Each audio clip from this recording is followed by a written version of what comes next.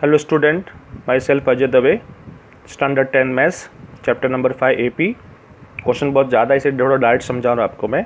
Contract and construction job specify a penalty for delay of completion beyond a certain date is follow 200 rupees for the first day, 250 for second day, 300 for third day. The penalty for each succeeding day being 50 more then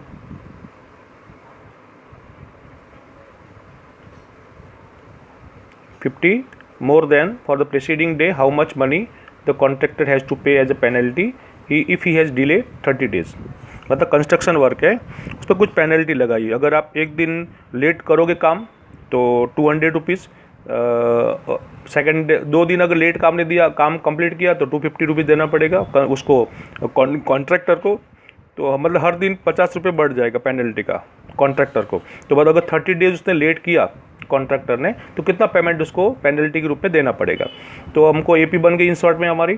first term 200, second term 250, third term 300। ये हम AP बन गई। First term ये आपका 200 आ गया, आप अपने हिसाब से करो, डिफरेंस आपका 50 आ जाएगा। और एन कितना है 30 डेज, तो एन 30 आ गया। कितना पेनल्टी देना है, तो एस एन निकालना आपको। एस एन का फॉर्मूला क्या है, n upon 2 2a plus n minus 1d। N कितना 30 days, 30 upon 2 2a plus n minus 1d, n 30 है माइनस 1d। और ये सब आपने पुट किया यहाँ पे। अब आप ए और बी पुट कर सकते हो। ए कितना था 200 फर्स्ट टर्म, और डिफरेंस कितना था 50, वो भी आप यहाँ पुट करो।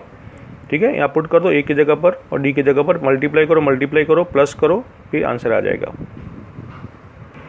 Okay, continue. क्वेश्चन नंबर 16 है ये, एग्जाम्पल नहीं, क्वेश्चन 16 है 5.3 का।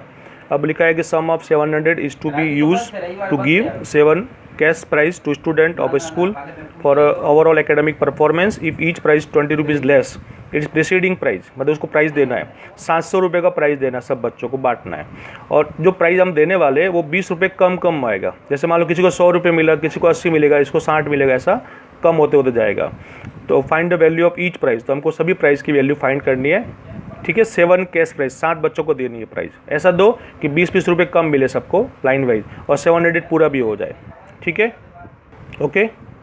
तो हमको फर्स्ट प्राइस मालूम नहीं है तो उसको ए ले लो। डिफरेंस कितना है, तो उसने क्या बोला था कि 20 रुपीज़ कम मिलेगा, तो -20 अब डैड, इसको ज़रूरत नहीं लिखने की, अब डैड -20 समझ लो। एन कितना है 7, और एस एन कितना दिया है 700। 700 रुपये हमको बांटने 7 बच्चों को। कितना प्राइस है पहले बच्चों को मालूम नहीं, लेकिन नेक्स्ट बच्चों को 20 रुपये कम मिलेगा। कम मतलब -20, डिफरेंस आपका -20 को मान के चलने का। ठीक है, आप अच्छी तरह लिखोगे। ठीक है, नंबर ऑफ क्वेश्चन ज़्यादा, इसलिए मैं आपको डायरेक्ट इस पर समझा रहा हूँ। एस एन का formula n upon 2 2a plus n minus 1d। A छोटा भी लिखो तो भी चलेगा, ए का ए लिखो आप। एस एन दिया हुआ 700 और डिफरेंस आपका -20।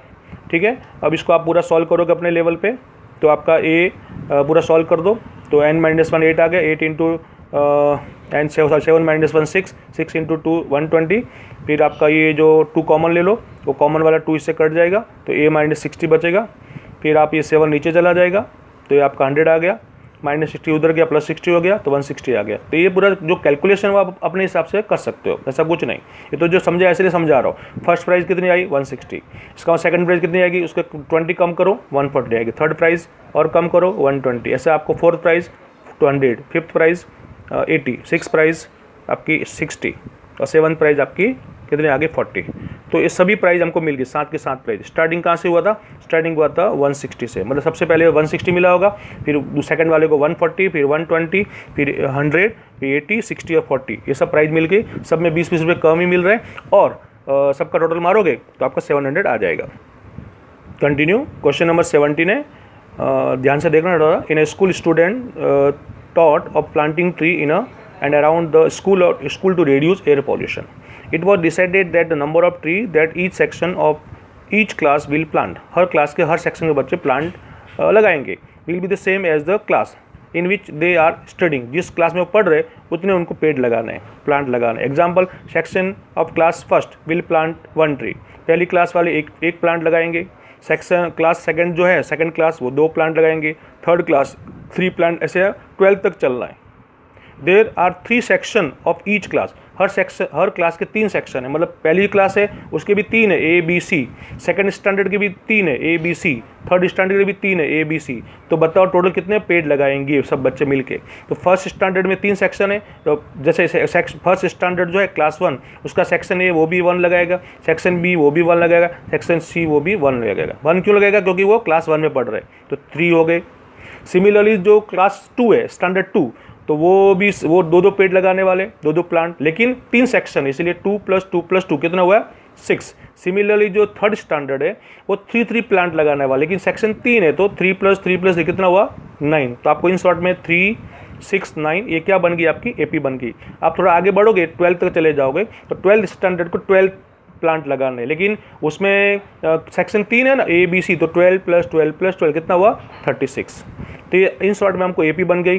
3 फर्स्ट स्टैंडर्ड 3 पेड़ लगाएंगे, सेकंड स्टैंडर्ड 6 लगाएंगे, थर्ड स्टैंडर्ड 9 लगाएंगे और लास्ट में 12th स्टैंडर्ड 36 प्लांट लगाएंगे।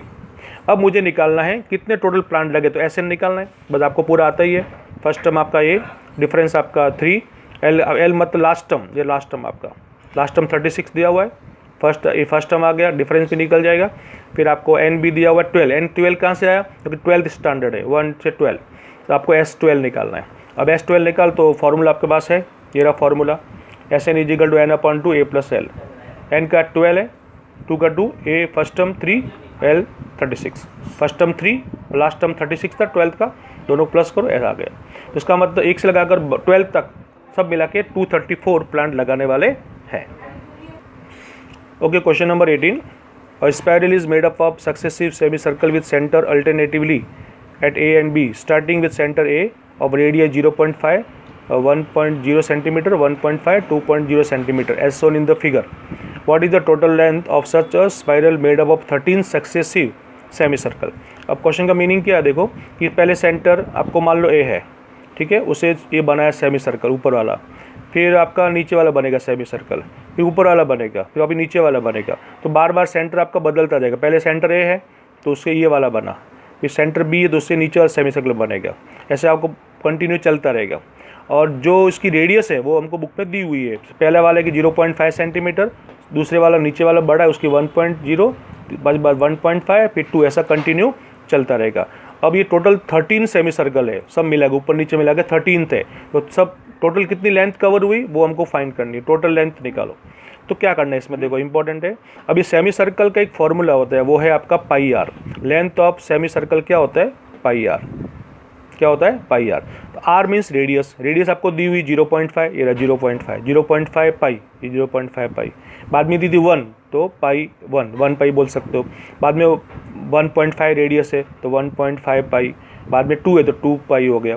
तो ये क्या लेंथ ऑफ सेमी सर्कल का फॉर्मूला है πr। तो r की जगह पर हम 0.1, 0.5, बाद में 1, बाद में 1.5 ऐसा लगाएंगे तो AP बन जाएगी हमारी।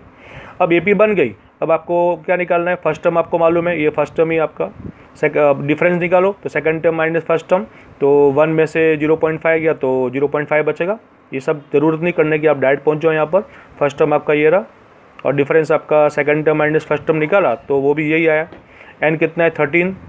13 सेमी सर्कल है, टोटल लेंथ निकालनी है। टोटल लेंथ आप पहुँच जाओ यहाँ पर, ऐसा का लगाया फॉर्मूला n/2 2a + n-1d, उसमें n की जगह 13 डाल दो और a की जगह पर आपको वैल्यू पुट करनी, d की वैल्यू पुट करनी, 13 - 1 12, बाद में इन्होंने पुट किया, देखो इधर 2 कॉमन आ गया, कॉमन वाला 2 आपका कट गया और बचा a + 6d। अब आप वैल्यू पुट करो, a की जगह पर 0.5 पाई और d की जगह पर 0.5 पाई, तो ये हो गया 0.5 पाई और ये 6 × 5 = 30, ये 3 हो गया, ठीक है, 6 × 5 = 33 और ये 0.5, तो 3 आप मल्टीप्लाई करो अपने लेवल पे, 13 का 13, 7 का 7 और उसके बाद उन्होंने वैल्यू पुट की। आप ऐसे भी कर सकते हो, क्योंकि इन्होंने क्या, ये पूरे को 1 टर्म मान लिया, ये पूरा टर्म मान लिया, ये 6 है और आगे वाला 1, तो 6 और 1 7 ऐसा होगा, ऐसा कर दिया इन्होंने।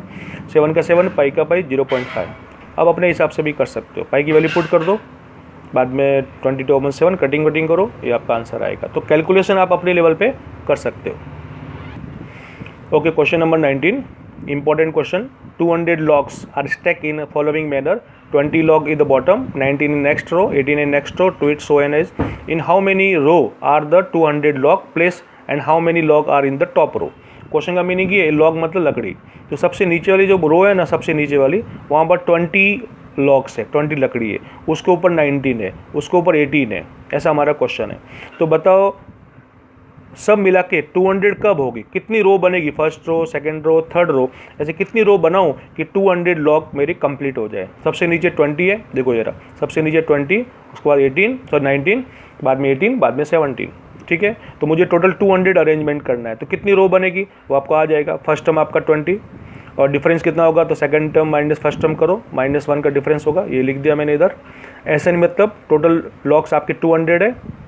क्लियर सब कुछ, आपको n फाइंड करना है। तो n लगाया फॉर्मूला में n SN की जगह पर 200 लिख दिया और n का n 2a की जगह पर 20 और डिफरेंस आपका -1, ठीक है। इसको आप पूरा सॉल्व करोगे,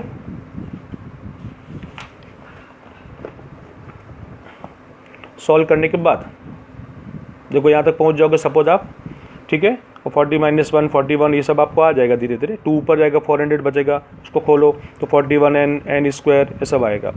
अब आप दोनों को उधर ले जाओ तो माइनस का प्लस हो जाएगा, 41 जो प्लस का है वो भी माइनस का हो जाएगा और 400 वैल्यू से वहाँ पे था। अब आपको फैक्टराइज करना है, फैक्टराइज में मल्टीप्लाई करने पर 400 आना चाहिए, दोनों नंबर को प्लस करने पर 41 आना चाहिए। तो कौन है, 25 और 16, ये आपको आता है फैक्टराइजेशन। ये दोनों कर दो, यहाँ तक पहुँच जाओगे, दोनों को अलग अलग करो, ये 25 और ये 16। इसका मतलब या तो 25 रो होगी या 16 रो होगी। अब हमको क्या मालूम पड़ेगा, तो हम क्या करें, दोनों रो के नंबर निकालते। चलो मैं 25 नंबर निकालता हूँ, number of log in top row, सबसे ऊपर वाली रो अगर 25 है तो उसमें कितनी लकड़ी होगी वो हम निकाल के देख लेते। तो A25 निकालो, A प्लस 25 मतलब 25 -1 24D according to formula. D आपका -1 था, A आपका 20 था, कितना है -4। इसका मतलब ये हुआ कि सबसे ऊपर की जो रो है वो 25th नहीं हो सकती। क्यों, तो अगर 25th रो होगी तो आपकी लॉग्स -4 आ रहा है, वो पॉसिबल नहीं। इसका मतलब हमारा आंसर 16 हो सकता है, 10 = 16। इसका मतलब 16 रो होगी, ठीक है। अब 16 रो होगी ये तो बात सही है, लेकिन सबसे ऊपर की रो में कितनी लॉग आएगी तो वो भी हम निकाल के देख सकते हैं। A16 = A + n-1D का फॉर्मूला, 16 - 1D 15D और वैल्यू पुट करो, ये कितनी आई 5। इसका मतलब सबसे ऊपर वाली जो लॉग है वहाँ 5, सबसे ऊपर वाली जो रो है उसमें 5 लॉग्स होगी। Okay, last question, question number 20 5.3 का। In a potato race a bucket is place at a starting point which is 5 metre from the first potato and other potato are place 3 metre apart in a straight line. There are 10 potato in the line. Competitor start from the bucket, pick up the nearest potato, run back with it, drop it and the bucket, run back to pick it the next one. ये पूरा question आपने पढ़ लिया मान लो। अब question का meaning समझ दे दो आपको। ये बकेट है और पहला वाला जो पोटैटो वो 5 मीटर डिस्टेंस पे रखा हुआ है, नेक्स्ट पोटैटो 3 मीटर डिस्टेंस पे रखे हुए हैं, ठीक है। अब एक लड़की सबसे पहले यहाँ से रवाना होगी और ये यहाँ जाएगी, फर्स्ट पोटैटो लेने जाएगी तो 5 मीटर कवर करेगी, वापस आएगी ऑन द पोटैटो डाल देगी, वापस जाएगी, ठीक है। नेक्स्ट तो कितना 5 और 3 8 चलेगी, वापस आएगी और पोटैटो डालेगी। ऐसा वो बार बार हर पोटैटो को उठा के बकेट में डालती है। तो उन्होंने क्वेश्चन पूछा अपन को कि टोटल कितने डिस्टेंस उसने कवर किया। अगर टोटल 10 पोटैटो है तो कितना डिस्टेंस कवर किया। तो हम पहले AP निकालते हैं। अब AP कैसे निकालेंगे, तो देखो 5 जाने का 5 आने का कितना हुआ, 5 और 5 10। पहला नंबर 10 हो गया, सुनना मैं जो बोलना चाहता हूँ, पहला नंबर 10 हो गया। फिर वापस देखो ये 8 जाएगा आपकी बार, क्योंकि 5 तो पहले था और 3 का डिस्टेंस है तो 8 जाएगा, 8 आएगा तो 8 और 8 16। तो पहले में 10 था, नेक्स्ट 16 हो गया, उसके बाद कितना होगा तो आपकी बार कितना होगा 11 और 11 22 हो जाएगा। इस तरीके से आपकी AP बन जाएगी। क्या बनेगी, AP, ठीक है। आप अपने लेवल पे इसको कर सकते हो। मैं AP की बात करूँ अगर, तो AP में देखो फर्स्ट आपका 5 और 5 10, नेक्स्ट आपका 8 और 8 16, ऐसा आपका ये चलता रहेगा।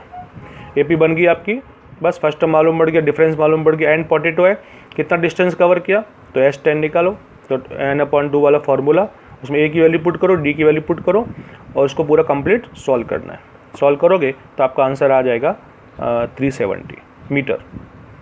तो इसमें इंपॉर्टेंट क्या था, AP बनाना, ठीक है। AP हमने बना दी, कैसे बनाई, 5 जाने का 5 आने का 10, फिर 8 जाने का 8 आने का 16, फिर 11 जाने का 11 आने का 22। इस प्रकार से आपका पूरा क्वेश्चन कंप्लीट हो जाएगा। ट्राई करो आंसर लाने की। Okay, thank you.